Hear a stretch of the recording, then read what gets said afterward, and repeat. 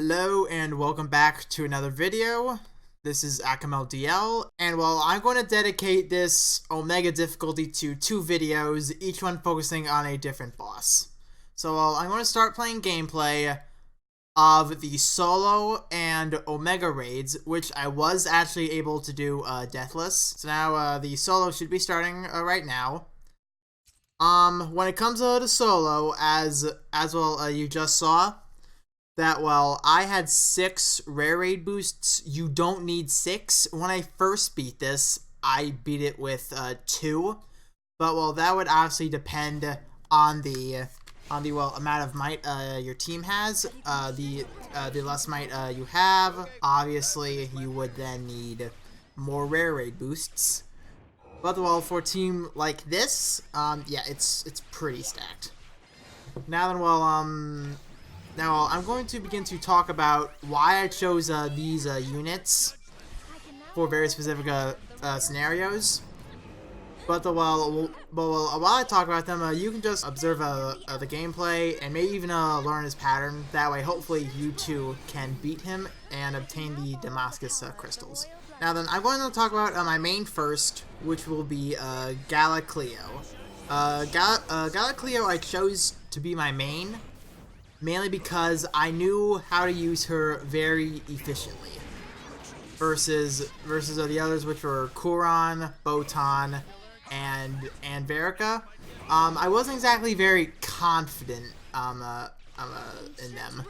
So well, that's why I chose Galacleo. I also have her staff, which will gave her the biggest stat boosts. I chose the Jewels of the Sun for the little strength boost and a little bit of skill haste. Resounding rendition just for the crit rate and also the little bit more skill damage. And well, Shinobi, just if you're lucky enough, because Shinobi is the best Dark Dragon so far. He is just an absolute monster. And well, I was able to save up enough Sonic Stones in order to mub him. Mub will obviously be preferred. But well, when it comes to both of these raids, actually, you don't really need a gacha 5-star mub. Because well, my brother actually, the only gacha 5-star he had that was mub was actually Nidhogg. He ran 2 mub Juggernauts. He ran a mub Nidhogg. Then he ran a mub Phoenix, also with a 5 Erica. And with that, he was actually able to beat both of them in the solo difficulty. So on to my next unit really quick. We'll be talking about Botan. Botan, I chose her to stay at 45 because, well, I didn't really need the HP boost. I instead 50'd Kuron, in which I will talk about him in a bit. Dark Lance, obviously for its stat boost and just damage. Lucas Prank and Castaways. I know that they're not max level, but regardless, both of them, they both give a light res. One of them 8% and another one 10%, which will cap at the 15%. But no, Castaways has another 50% para res. That comes in real handy, especially during the Nyx fight. But well, I was just too lazy to take it off. And well, Lucas Prank also gives a little bit more, has a little bit more of a skill damage boost. But then, well, Jug, he's mub, but 40% strength, still very reliable.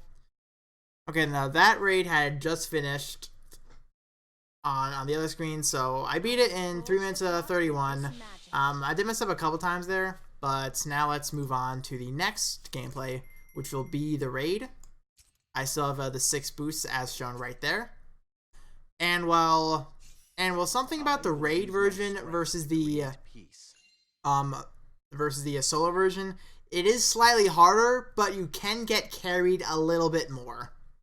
Because well, I did set my might a little bit higher my current might. That way, I could get those really high friends in and just hope that they knew how to do it. To be honest, that's honestly what I was banking on. But I think it turned out pretty well in the end. So now that we've talked about Botan, let's talk about Kuran really quick. Kuran I 50'd for the real defense buff. That way the other units that may live. Dark Axe for the stat boost. Flower in the Fray and Kung Fu Masters. Those two are just a very good combination. Those two together can max out your skill damage, and also give you 14% crit rate and 15% crit damage. It's a very good combination. Then I had a Mub Marsh. I've actually had a Mub Marsh for quite some time now. So Marsh has a Bin Mub for me. So there's that. And now finally the last unit, which is Verica. Verica, I ran for one incredibly solid reason only. It's because she technically has 3 heals because of her 4-star Fire Staff. That's the only reason why I brought her. Just if you have a Summer Verica, use her. Just if you have Hildegard. Hildegard is more situational, I would say. Especially whether or not you were actually playing the game during the Halloween event. You should have just if you were, you should have gotten a 3-star light staff that had another heal on it. But as of for me, I chose it, but I still chose Verica because Verica was still like slightly better in just overall stats.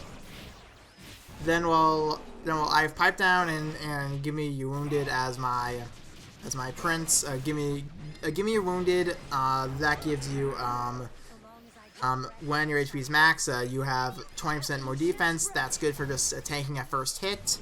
And pipe down, that's a little more recovery potency and a little bit more skill haste. That way she can get her skills up a little quicker. Then I have Phoenix for the 45% HP. Now then, talking about the raid. Really quick. The route I went for between the 2 solo and the raid. I had very slightly different approaches. They were well past by now, but according to the solo version, I stayed on the right hand and I ate a purple attack. Versus on the raid, I actually moved to the other side. That way I could iframe on that red side and not eat a purple attack. The reason I did that was because I knew that I could take. Because in the solo I knew that I could take that attack.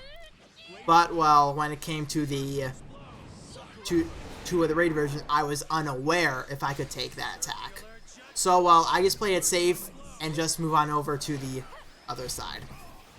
That way I could iframe and will also damage that hand a little bit because the other people, they like to take out both hands.